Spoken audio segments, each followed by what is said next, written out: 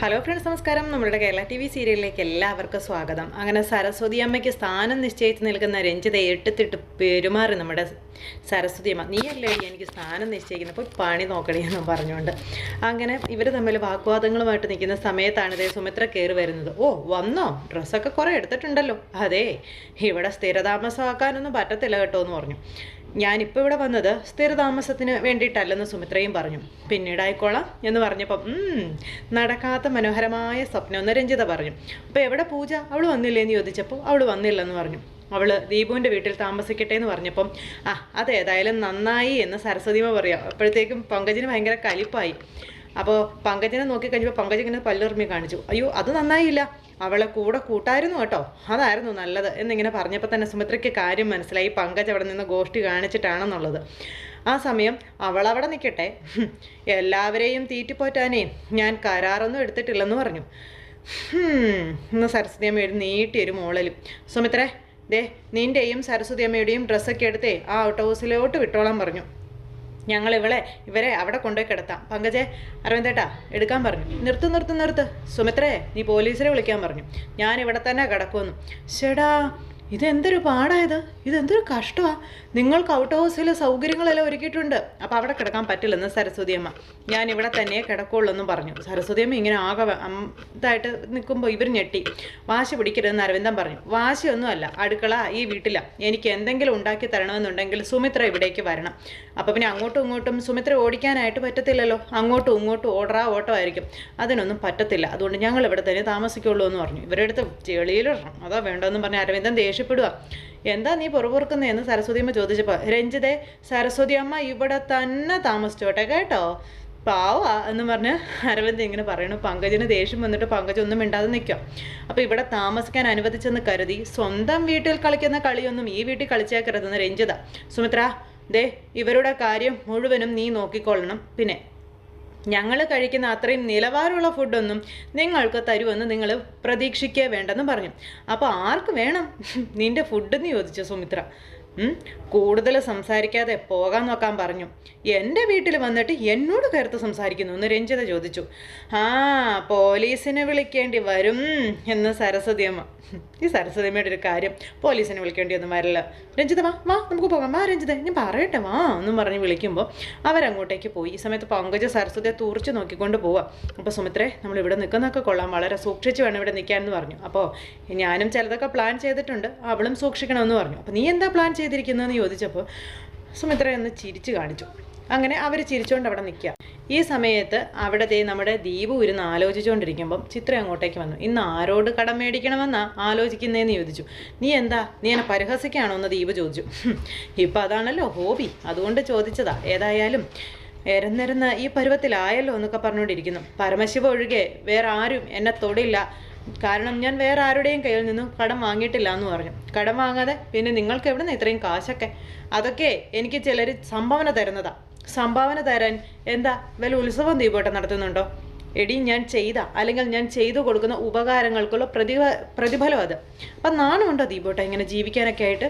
നിങ്ങൾക്കൊരു ജോലിക്ക് പോയിക്കൂടെ എന്ന് ഭാര്യ ഭർത്താവിനോട് ചോദിക്കുന്നു. ഇരുന്ന് തിന്ന് ജീവിച്ചവരെ ഇങ്ങനെ ഇരുന്ന് തിന്ന് തന്നെ ജീവിക്കൂ, ജോലിക്കൊന്നും പോകില്ല എന്നും പറയാറുണ്ട്.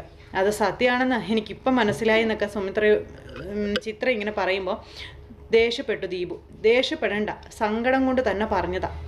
ദീപുവേട്ടൻ്റെ ഈ മാറ്റം ഉണ്ടല്ലോ, അതെനിക്ക് ഉൾക്കൊള്ളാനേ ആവുന്നില്ലെന്ന് പറഞ്ഞ് ഇവർ രണ്ടുപേരും വഴക്കുണ്ടാക്കിക്കൊണ്ട് നിൽക്കുന്ന സമയത്താണ് അപ്പവും അതുപോലെ പൂജയും കൂടെ വരുന്നത്. പിള്ളേർ വരുന്നുണ്ട്, മിണ്ടാതിരുന്നോളാൻ പറഞ്ഞു ദീപു ചിത്രയോട്. അങ്ങനെ ഇവർ രണ്ടുപേരും വളരെ ഹാപ്പി ആയിട്ട് കയറി വരുന്നു. അവർ രണ്ടുപേരും കൂടി പിള്ളേരെ നോക്കിക്കൊണ്ട് നിൽക്കുന്നു. അന്താളിപ്പോടെ നോക്കി നിൽക്കുന്ന രണ്ടുപേരും. അതായത് പൂജയുടെ കയ്യിൽ ബാഗും കാര്യങ്ങളൊക്കെ ഉണ്ട്. പെട്ടെന്ന് ചിത്ര പതുക്കെ ദീപുവിൻ്റെ ചെവിയിൽ ചോദിക്കുകയാണ്, ഇവർ രജിസ്റ്റർ വിവാഹം കഴിച്ചോന്ന്. എന്താ ഒരു സ്വകാര്യം പറച്ചിലെന്ന് പൂജ അന്നേരം ചോദിച്ചു. ഒന്നുമില്ല മോളെ, ഒന്നുമില്ല. അല്ല ചേച്ചി എവിടെ? എന്താ നിങ്ങളെന്താ പിണങ്ങിയോ എന്നൊക്കെ ചോദിച്ചപ്പം ഞാൻ എൻ്റെ അമ്മയോട് പിണങ്ങോ അങ്കിളേ എന്ന് ചോദിച്ചാൽ നേരത്തേക്കും പൂജ. പിന്നെന്താ മോളിപ്പോൾ? അച്ഛാ, സരസ്വതി അച്ഛമ്മയെ അരവിന്ദൻ്റെ അങ്കിളിൻ്റെ കാർ ഇടിച്ചു, അപ്പോൾ അവരവിടെയാ. അപ്പോൾ അങ്ങോട്ട് അവർ പോയി. അവിടെ പോയോ? അതെങ്ങനെ പോയി? അത് പിന്നെ അച്ഛമ്മയ്ക്ക് അവിടെ തന്നെ നിൽക്കണമെന്ന് പറഞ്ഞു ഒരേ വാശി. അച്ഛമ്മയെ അമ്മ തന്നെ അവിടെ നിർത്തി പരിചരിക്കണമെന്ന് ഒരേ വാശി. അതുകൊണ്ട് അമ്മയും അച്ഛമ്മയും അവിടെയാണെന്ന് പറഞ്ഞു. ഇത് കേട്ടപ്പോൾ ദീപു കുടുങ്ങിയല്ലോ എന്നും പറഞ്ഞ് ഇങ്ങനെ നിൽക്കുക. എന്തായാലും കാര്യങ്ങളെല്ലാം ദീപുവും ചിത്രയും അറിഞ്ഞു. അപ്പോൾ അവിടെ അവർക്ക് എന്തെങ്കിലും ബുദ്ധിമുട്ടുണ്ടാവുമോ എന്ന് ചോദിച്ചു. അപ്പോൾ അവർക്ക് അവിടെ ഒരു ബുദ്ധിമുട്ടും ഇല്ല, അച്ഛൻ മേലെ കൂടെ ഉള്ളതെന്ന് നമ്മുടെ അപ്പു പറഞ്ഞു. അവർക്ക് അങ്ങോട്ട് പോകേണ്ട ഒരു കാര്യം ഉണ്ടായിരുന്നില്ല, വാടക വീട്ടിലേക്ക് പോകേണ്ട കാര്യം പോലും ഉണ്ടായിരുന്നില്ല, അവർക്ക് ഇങ്ങോട്ട് വന്നാൽ പോരായിരുന്നു. എന്തായാലും നീ ഇവിടെ തന്നെ തിരിച്ചെത്തിയല്ലോ, സന്തോഷമായി എന്ന് ചിത്ര പൂജയോട് പറഞ്ഞു. എന്നിട്ട് മോള് വരാൻ പറഞ്ഞ് വിളിച്ചുകൊണ്ട് പോവുക. അങ്ങനെ അവർ ഒരു അകത്ത് പോയപ്പം നിൻ്റെ അമ്മ വിചാരിച്ചതേ നീ അവളെ രജിസ്റ്റർ മാരേജ് ചെയ്ത് കൊണ്ടുവന്നിരിക്കുകയാണെന്നാണെന്ന് അമ്മയും പൂജയും അകത്തേക്ക് കയറി പോയി കഴിഞ്ഞപ്പോൾ അച്ഛൻ മകനോട് പറഞ്ഞു. അപ്പോൾ ഒരു നാണത്തോടെ ഏയ് ഞങ്ങൾ നാട്ടുകാരുടെ മുന്നിൽ വെച്ചേ കെട്ടുമെന്ന് അപ്പു. രജിസ്റ്റർ വിവാഹം ഒന്നും നടക്കുകയല്ലെന്നും അച്ഛനോട് മകൻ പറഞ്ഞിട്ട് മകനും അകത്തേക്ക് കയറിപ്പോയി. ദീപ് വന്നിട്ട് പലതും ആലോചിച്ചുകൊണ്ട് ഇങ്ങനെ നിൽക്കുക. അന്ന് അപ്പുവിൻ്റെ കാര്യങ്ങൾ മറച്ചു വെച്ചുകൊണ്ട് പങ്കജിന് വേണ്ടി പൂജയെ സെറ്റാക്കി എടുക്കുന്ന കാര്യങ്ങളെപ്പറ്റി. അപ്പോൾ അങ്ങനെ അതെല്ലാം ദീപു ഒരു നിമിഷത്തേക്ക് ആലോചിച്ചു. ദീപുവിൻ്റെ മനസ്സിൽ പല പ്ലാനിങ്ങുകളും ഉണ്ട്, എന്തൊക്കെയോ ആലോചിച്ച് കൂട്ടുന്നുണ്ട്. അങ്ങനെ ആ ഒരു ചിന്തയൊക്കെ ആയിട്ടിരിക്കാം. ഇതെല്ലാം കഴിഞ്ഞതിന് ശേഷം പിന്നീട് സരസ്വതി അമ്മയും സുമിത്രയും റൂമിൽ നിന്ന് സംസാരിക്കാം. അമ്മയ്ക്ക് ഇപ്പോൾ എങ്ങനെയുണ്ട് അസുഖം എന്ന് ചോദിച്ചപ്പോൾ അസുഖം എൻ്റെ 2 കാലിൻ്റെയും എല്ലൊടിയണമായിരുന്നു, അതായിരുന്നു വേണ്ടതെന്ന് സരസ്വതി അമ്മ. ഒരു കാലിൻ്റെ എല്ലൊടിഞ്ഞപ്പോൾ 15 ദിവസത്തെ വിശ്രമമാണ് ഡോക്ടർ പറഞ്ഞിരിക്കുന്നത്. 2 കാലിൻ്റെയും കൂടെ ഒടിഞ്ഞിരുന്നെങ്കിൽ എന്ത് രസമായിരുന്നു എന്നൊക്കെ പറഞ്ഞ് സരസ്വതി അമ്മ ഇങ്ങനെ സുമിത്രയോട് പറയാം. എനിക്ക് ഫ്രഷ് ജ്യൂസ് കുടിക്കുന്ന സമയമായി സുമിത്രയെ, ഫ്രഷ് ജ്യൂസ് എന്ന് പറഞ്ഞു. സുമിത്ര ഇതെല്ലാം വളരെ ഇതായിട്ടേക്ക് നിൽക്കുക. അതേ അമ്മേ, ഇവിടെ അവർ ഓരോ സാധനങ്ങൾ മേടിച്ചു വെച്ചിരിക്കുന്നത് അമ്മയെ സേവിക്കാനല്ല, ഇവിടെയുള്ളവരെ സേവിക്കാൻ വേണ്ടിയിട്ടാണ്. എന്നെ സേവിച്ചില്ലെങ്കിലേ ഞാൻ അവളെ പിരിച്ചു വിടുമെന്ന് പറഞ്ഞപ്പോൾ മണ്ടത്തരം പറയാതെ അമ്മേ, ദേ അമ്മയെ എങ്ങനെ എടുത്ത് വെളിയിൽ കളയാമെന്നാണ് ഇവിടെ ഉള്ളവർ ആലോചിക്കുന്നതെന്ന് പറഞ്ഞപ്പം അതിനെ ഇച്ചിരി പൊളിക്കുമെന്ന് പറഞ്ഞു സുമിത്രയോട് സരസ്വതി അമ്മ. എനിക്ക് ജ്യൂസ് കിട്ടിയേ പറ്റൂ, വെറുതെയാണോ ഞാനിവിടെ കിടക്കുന്നത്, ജ്യൂസ് കൊണ്ടുപോയി സർവൻ്റെ എന്ന് പറഞ്ഞ് നീട്ടി വിളിക്കുമ്പോൾ അമ്മ എന്താ ഇങ്ങനെ, ജ്യൂസ് അമ്മയ്ക്ക് വേണമെങ്കിൽ ഞാൻ തയ്യാറാക്കി തരാം, അമ്മ ഇങ്ങനെ കിടന്ന് ഒച്ച എടുക്കരുതെന്ന് പറഞ്ഞു. അങ്ങനെ സുമിത്ര അടുക്കളയിലേക്ക് പോകുമ്പോൾ സരസ്വതിമ്മ പലതും ആലോചിച്ചുകൊണ്ട് ഇങ്ങനെ അടുക്കളയിൽ സുമിത്ര ഉണ്ടാക്കിക്കൊണ്ട് വരുന്നു പ്രതീക്ഷിച്ചിരിക്കാം. സുമിത്ര എന്നിട്ട് അടുക്കളയിൽ ചെന്ന് ഇങ്ങനെ ഓരോ സാധനങ്ങൾ എവിടെ ഇരിക്കുന്നതെന്നൊക്കെ ഇങ്ങനെ നോക്കുന്നു. അപ്പോഴേക്കും നമ്മുടെ രഞ്ജിത അങ്ങോട്ടേക്ക് വന്നു. എന്താ സുമിത്ര എന്ന് ചോദിച്ചു. അപ്പോൾ സാധനങ്ങൾ എവിടെ ഇരിക്കുന്നതെന്ന് ചോദിച്ചു. പിന്നെ എന്ത് ചെയ്യാനാ, ഇവിടെ ഉണ്ടായിരുന്ന വേലക്കാരി എല്ലാം എടുത്തുകൊണ്ട് പോയി, വീട്ടിലൊന്നും ഇല്ലെന്നും പറഞ്ഞ്. പിന്നെ സങ്കടം പറയുന്നവർക്ക് എന്തെങ്കിലുമൊക്കെ കൊടുക്കണമല്ലോ, കൊടുത്തു. അപ്പോൾ എനിക്ക് പണി തരാനായിട്ട് അവരെ പറഞ്ഞു വിട്ടതായിരിക്കുമെന്ന് സുമിത്ര മനസ്സുകൊണ്ട് ചിന്തിച്ചപ്പോൾ എന്താ ആലോചിക്കുന്നത്, ജ്യൂസ് ഉണ്ടാക്കി കൊടുക്കാൻ പറഞ്ഞു, ഫ്രൂട്ട്സ് ഒക്കെ ഞാൻ വേറെ മേടിച്ച് വയ്ക്കാം എന്നൊക്കെ പറഞ്ഞു രഞ്ജിത.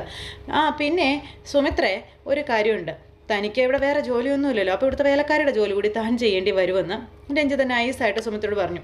അപ്പോഴേക്കും അരവിന്ദൻ അങ്ങോട്ടേക്ക് ചായക്ക് വന്നു. അതെ ഒരു കപ്പ് കോഫി വേണമായിരുന്നു, അതെ വിത്തൗട്ട് വേണം കേട്ടോ എന്നൊക്കെ പറഞ്ഞു. ഷുഗർ ഉണ്ടേ എന്നൊക്കെ പറഞ്ഞപ്പോൾ സുമിത്ര ഇങ്ങനെ നോക്കുക. എന്നാൽ എനിക്ക് കൂടി ഒരു സ്ട്രോങ് കോഫി എടുത്തോളാൻ പറഞ്ഞു. അങ്ങനെ നമ്മുടെ സുമിത്ര എല്ലാം ചിരിച്ച് തലയാട്ടി. അങ്ങനെ അവരങ്ങ് പോയി കഴിഞ്ഞപ്പോൾ നമ്മുടെ സുമിത്ര അവിടെ അടുക്കളയിൽ നിന്ന് ജോലിയും കാര്യങ്ങളൊക്കെ ചെയ്യാം.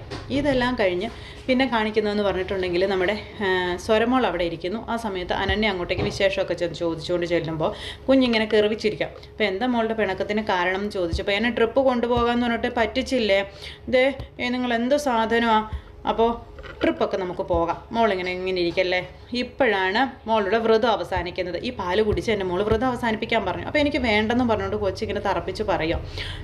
ഇനിയിപ്പോൾ എന്ത് ചെയ്യും എന്ന് വിചാരിച്ച് ഇവരിങ്ങനെ ഇരിക്കുന്നു. ഈ പാല് കണ്ണൻ്റെ പ്രസാദ, കണ്ണൻ്റെ മുഖത്ത് നോക്കി വേണ്ടെന്ന് പറയുന്നതിന് തുല്യം അതുകൊണ്ട് വേണ്ട, കുടിക്കണം എന്നൊക്കെ പറഞ്ഞു. അങ്ങനെ അച്ഛനും അമ്മയും എന്നും കൂടെ ഉണ്ടാകും, അതാണ് ഇതാണെന്നൊക്കെ പറഞ്ഞുകൊണ്ട് സ്വരമോളെ ഇങ്ങനെ പറഞ്ഞു മേരിക്ക് എടുത്ത് നമ്മുടെ അനന്യ അവിടെ നിന്ന് ചായ കുടിപ്പിക്കുന്നു, പാല് കുടിപ്പിക്കുന്നു. അപ്പോൾ അങ്ങനെ ആ ഒരു ഇതെല്ലാം കഴിഞ്ഞു. മോളെ വിളിച്ച് കിടത്തുകയും ചെയ്തു, പാലൊക്കെ കുടിപ്പിച്ച്. ഇതെല്ലാം കഴിഞ്ഞതിന് ശേഷം പിന്നീട് പ്രേമയൊക്കെയാണ് കാണിക്കുന്നത്. അപ്പോൾ കുഞ്ഞു പറയുന്നത് കേട്ട് നിന്നാൽ ഇങ്ങനെയൊക്കെ ഇരിക്കും, നല്ല 2 പൊട്ടിച്ചിരുന്നെങ്കിലേ അവൾ വ്രതം എടുക്കില്ലായിരുന്നു എന്നൊക്കെ പറയുക പ്രേമ, അതും വിശ്വനോട്. അപ്പോഴേക്കും അനന്യ അങ്ങോട്ടേക്ക് വന്നു. അപ്പോൾ ഡോക്ടർ എന്താ മോളെ പറഞ്ഞതെന്ന് ചോദിച്ചപ്പോൾ കുഴപ്പമൊന്നുമില്ല, പിന്നെ എനിക്കൊരു പ്രധാനപ്പെട്ട കാര്യം 2 പേരോടും കൂടി പറയാനുണ്ടെന്ന് പറഞ്ഞു. അപ്പോൾ എന്താണെന്ന് ചോദിച്ചപ്പോൾ ഞാൻ ഇനി വിദേശത്തേക്ക് പോകുന്നില്ല എന്നുള്ള കാര്യം അനന്യ പറയാം. അപ്പോൾ ഇവർ 2 പേരും ഇങ്ങനെ നോക്കുക കേട്ടോ.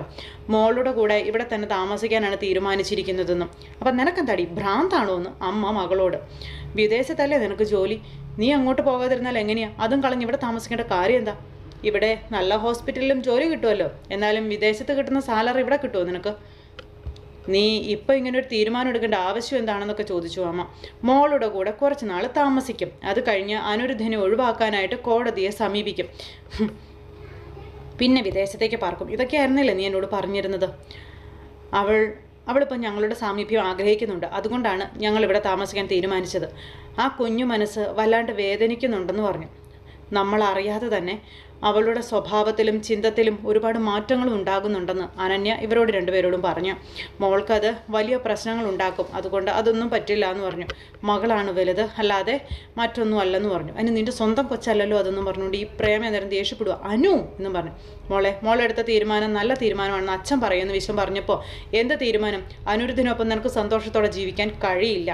അവനെ ഒഴിവാക്കണമെന്ന് നിന്നോട് ഞാൻ പല തവണ പറഞ്ഞതാ, അന്നൊന്നും നീ കേട്ടില്ല.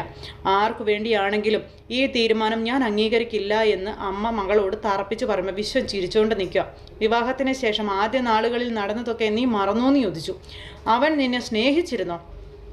നിന്റെ കാര്യങ്ങൾ എന്തെങ്കിലും അവൻ നോക്കിയിരുന്നോ? നിന്നേക്കാൾ കുറവ് ശമ്പളം പോലുമാണ് അവന്. എന്താ ശരിയല്ലേ? അതിൻ്റെ കോംപ്ലക്സിൽ നിന്ന് തുടങ്ങിയതാ എല്ലാം, ശരിയല്ലേ? അത് പിന്നെ എവിടം വരെ എത്തി എന്ന് ചോദിച്ചു. അവൻ്റെ കൂടെ ജീവിക്കാൻ പറ്റില്ലെന്ന് നീ തന്നെയല്ലേ എന്നോട് പറഞ്ഞത്? ഞാനാണോ പറഞ്ഞത്? അപ്പോഴേക്കും അനിരുദ്ധ മോളിൽ നിന്ന് വരുവാ ഇത് കേട്ടോണ്ട്. നിന്റെ കുഞ്ഞിനെ പോലും നഷ്ടപ്പെടുത്തി കളഞ്ഞില്ലേ? നിന്നെ കൊല്ലാക്കൊല ചെയ്തില്ലേ അവന് വേണ്ടി നിനക്ക് വേണമെന്ന് ചോദിച്ചു. എൻ്റെ വയറ്റിൽ കിടന്ന കുഞ്ഞ് നഷ്ടപ്പെട്ടു പോകാൻ കാരണം അനിരുദ്ധല്ലമ്മേ, അത് ഞാൻ തന്നെയാണെന്ന് അനന്യ മുഖത്ത് നോക്കി പറയുന്നു. അപ്പോൾ അനന്യ അത് പറഞ്ഞപ്പോൾ അങ്ങനെ അവർ രണ്ടുപേരും കൂടി അവരുടെ ആ മനസ്സിലെ സങ്കടങ്ങളെല്ലാം പറഞ്ഞു തീർക്കുന്നിടത്ത്, അല്ലെങ്കിൽ അമ്മയ്ക്കും അച്ഛനും മുന്നിൽ തൻ്റെ നിരപരാധിത്വം, അനിരുദ്ധിൻ്റെ നിരപരാധിത്വം അനന്യ തെളിയിക്കുന്നിടത്ത് ഇന്നത്തെ നമ്മുടെ കഥ അവസാനിച്ചു. അപ്പോൾ പുതുപുത്തൻ വിശേഷങ്ങളുമായി നമുക്ക് കാണാം. എല്ലാവർക്കും നന്ദി.